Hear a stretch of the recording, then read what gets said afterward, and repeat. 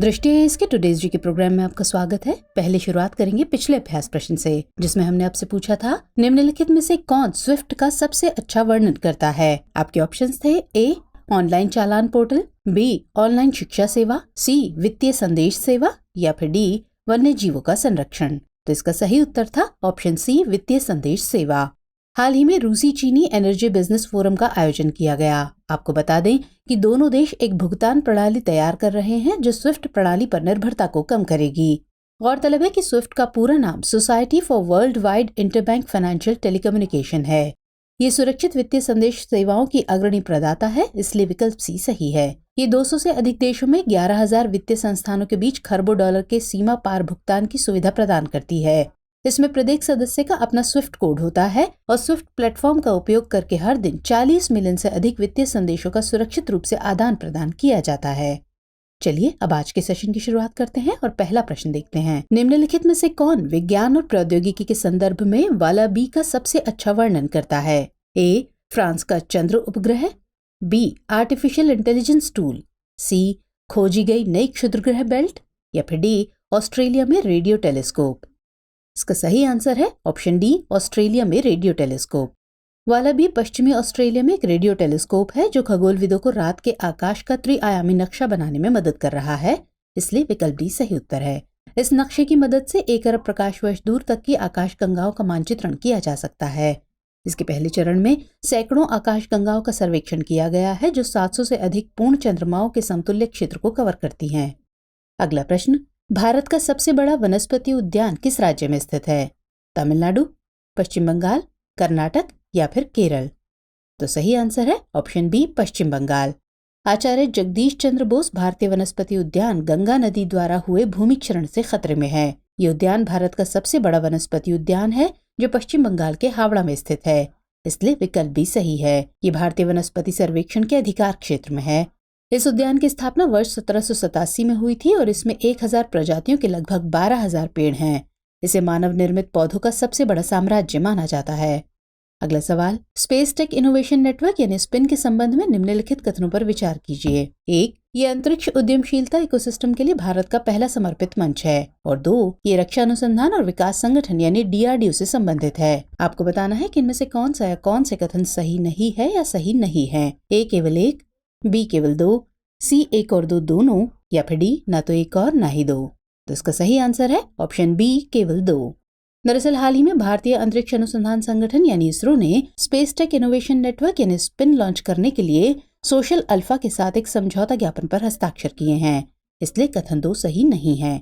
Spin Bharat का पहला समर्पित मंच है जो अंतरिक्ष उद्यमशीलता इकोसिस्टम हेतु नवाचार के लिए समर्पित है, इसलिए कथन 1 सही है। इस तरह विकल्प बी सही हो जाता है। ये 3 अलग अलग नवाचार श्रेणियों में अंतरिक्ष तकनीक उद्यमियों को सुविधा प्रदान करेगा। ये है भूस्थानिक प्रौद्योगिकी और डाउनस्ट्रीम अनुप्रयोग, अंतरिक्ष और गतिशीलता के लिए प्रौद्योगिकियों को सक्षम करना तथा एरोस्पेस सामग्री, सेंसर और एवियोनिक्स।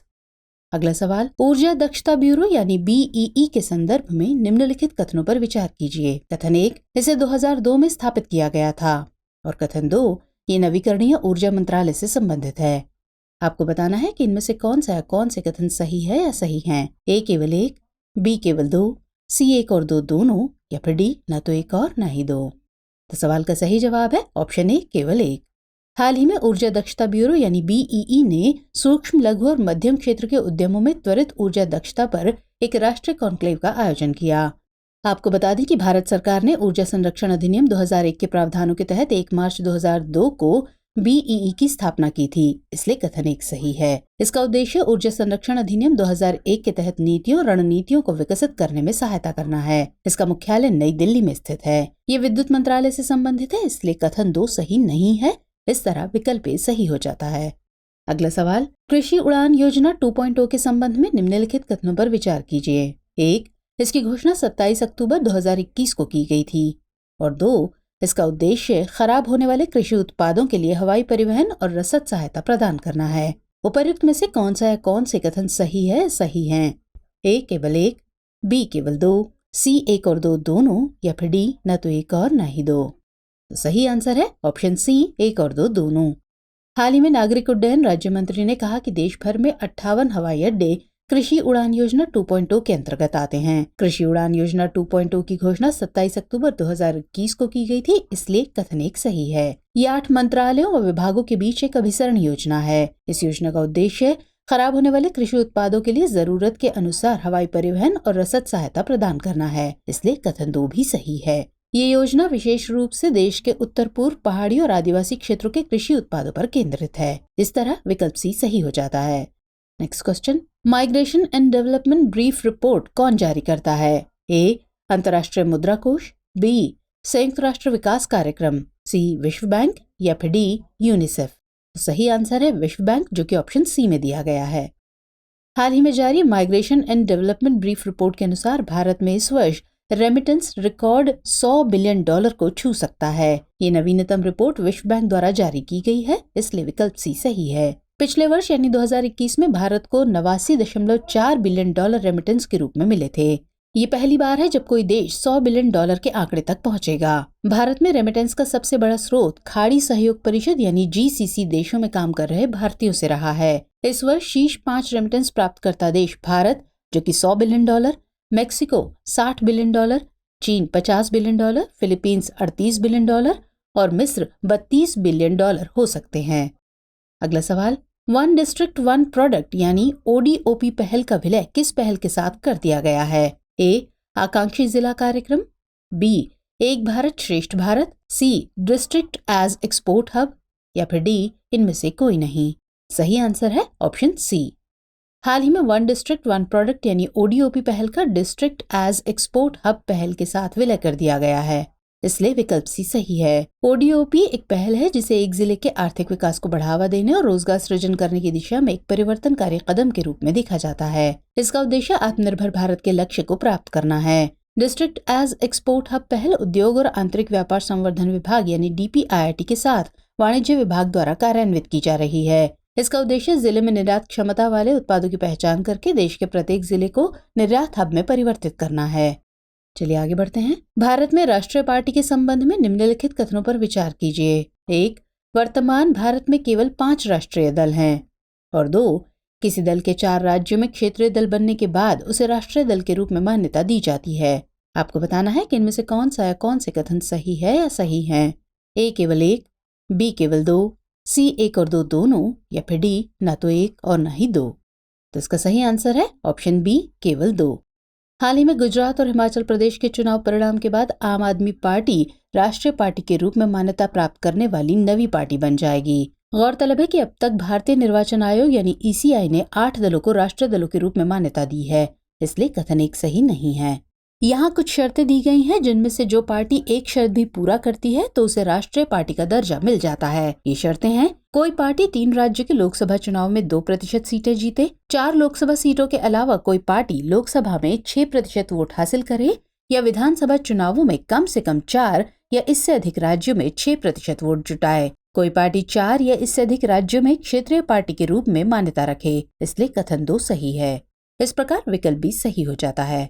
नेक्स्ट क्वेश्चन, निम्नलिखित में से कौन मौद्रिक नीति समिति यानी MPC का पदेन अध्यक्ष होता है? भारतीय रिजर्व बैंक के गवर्नर, वित्त मंत्री, गृह मंत्री, या फिर वित्त सचिव? तो सही आंसर है ऑप्शन ए, भारतीय रिजर्व बैंक के गवर्नर।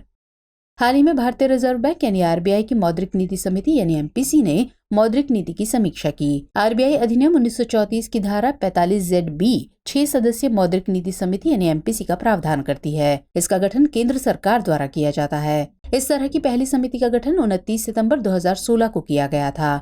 RBI के गवर्नर मौद्रिक नीति समिति के पदेन अध्यक्ष होते हैं, इसलिए विकल्प ए सही है।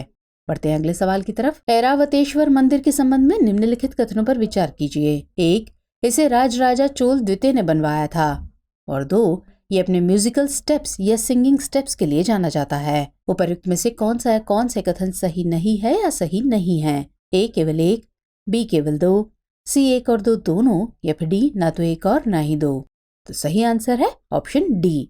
ऐरावतेश्वर मंदिर तमिलनाडु के तंजावुर जिले के दारासुरम में स्थित है। ये मंदिर 12वीं शताब्दी में राजराजा चोल द्वितीय द्वारा बनवाया गया था, इसलिए कथन 1 सही है। ये मंदिर बृहदेश्वर मंदिर और गंगईकोंड चोलेश्वरम मंदिर के साथ महान जीवित चोल मंदिर तिकड़ी का हिस्सा है।